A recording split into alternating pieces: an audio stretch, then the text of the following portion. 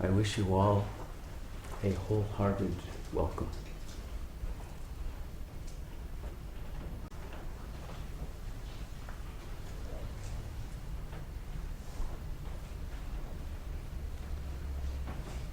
And that's important because there's very little that happens in the world these days that is wholehearted.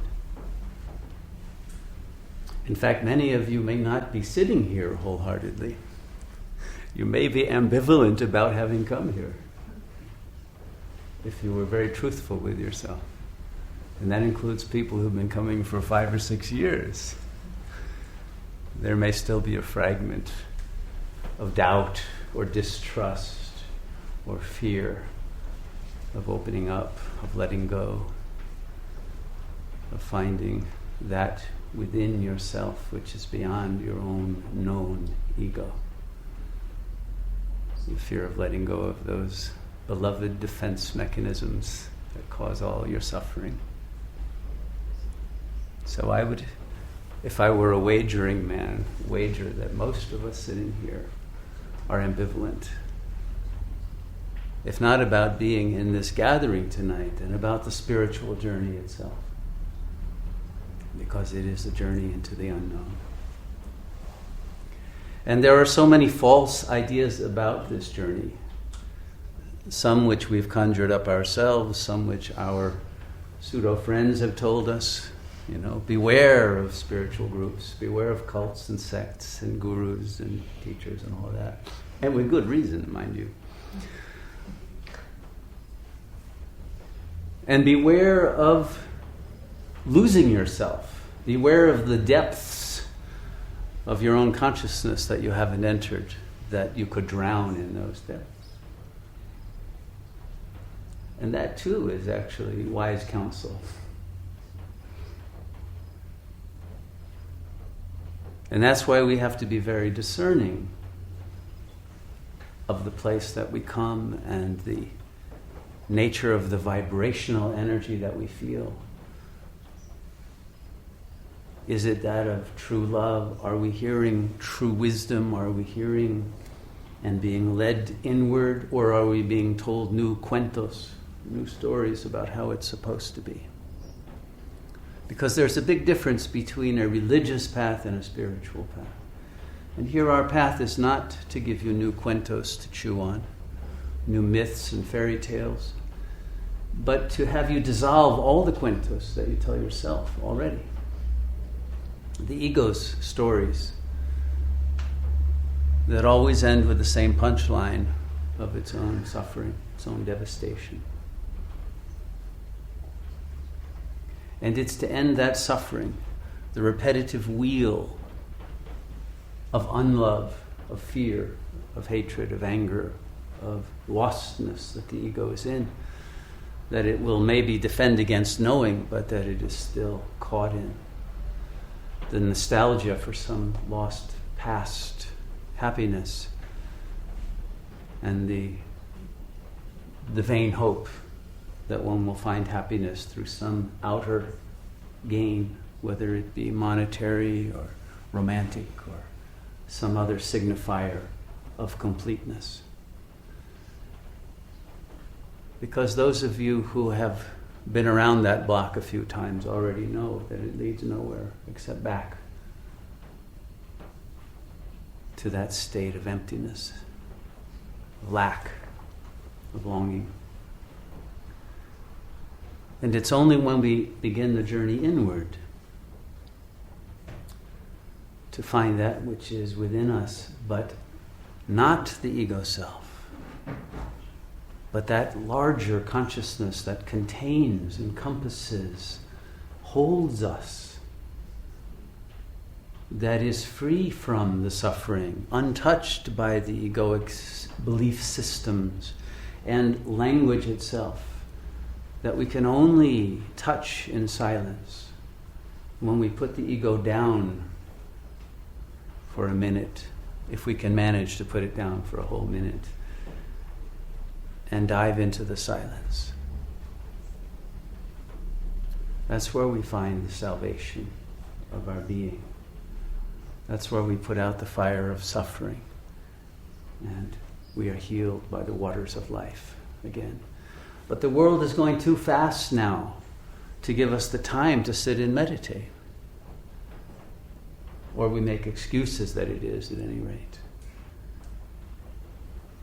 But the world doesn't value any longer this opportunity to dive deeply into the inner silence. It values busyness and distraction and continual production, activity, in which we lose our soul in the outer crust of our consciousness. And so here is a sacred space in which we have the time and the energy field that will protect us while we travel deeply within. Traveling back to the source. And that source is actually closer to us than our own minds, closer to us than our own feelings, closer to us than our sufferings. Because it is the self. But the self that has been obscured by the thoughts and the chaos of negative feelings, of lostness, of terror, of fear, of anguish. But that consciousness that contains all of that, no matter what it is, that consciousness that is the ground and the support and the substratum of whatever arises in our minds and our hearts, that is pure and soothing. And if we enter into that silence, we will be healed. To whatever extent we are willing to dissolve that ball of suffering in the silent space of the self, we will be whole. We will be made whole by the very consciousness that we've been running away from. And so it's a very simple act. Meditation is simply the act of stopping the running away from yourself into the mind and into the chaos of emotions and entering into the silence. And if even for a moment, letting that ego mind die into the silent presence. And even if only for a moment you touch that, it will transform you forever. Because there will be an undeniable realization. Not a story that someone told you, not a belief, but a realization that is palpable of the presence of grace. But it doesn't matter whether you believe in grace, or believe in God, or believe in Buddha, or believe in any story about ultimate reality. It is the actual realization of it through the silencing of that mind that tries to grasp and hold everything in language and logic and words and reason. Through transcending that we are free. And then we discover, we come back from that silence with a new meaning, with a new understanding, a new intelligence that grasps the world without its coating in the conditionings of the past upon which the ego mind is based. We find a new freedom to be reborn from that silence. And we are reborn not as that biologically oriented entity that identifies with the body and with its biological family and with all of the ties that come from childhood and from one's social conditionings, but a free, reborn spirit that is able to now, without those preconditions and stories that limit and prevent us from seeing the world as it truly is, now we can really find what is our heart's desire and live it out fully, wholeheartedly, no longer split, because we're no longer deceiving ourselves, hiding from ourselves, running away, but wholeheartedly jump into life fully, passionately, wisely, and achieve the ultimate potential of which we're capable. It's that choice to live with that creative energy at the full to achieve the highest goals possible for us that we yearn for, but we have perhaps avoided even knowing that we're there in our hearts. It's that that once we're freed of the obligations we imagine we have, the guilt complexes that hold us back, the inhibitions, all of those things that cripple our mind's ability to express and even to feel the depths of our being, are now open to us. And we have something to offer, not only ourselves, but the world, from that profundity of our being. So we are finding that depth when we meditate. And that's the key, to keep going into the depths. The mind will try to distract you very quickly. I'm sure you will vow to sit in silence, and it won't be more than 5 seconds before the mind has convinced you you should be thinking about something that has nothing to do with why you have come here tonight. It's very clever. And so we must become more alert, more mindful. And when the mind starts to take us away from that inner self, to very gently come back. Sri Ramana suggested, come back with a question. Who am I? Whose mind is this that is running away with itself? Who is it who is hearing these thoughts or seeing these images or feeling these feelings? Come back to the innermost subjectivity, and you'll return to the silence. And then gradually the mind will no longer be able to seduce you into paths that lead away from the heart, but you will sink into the heart.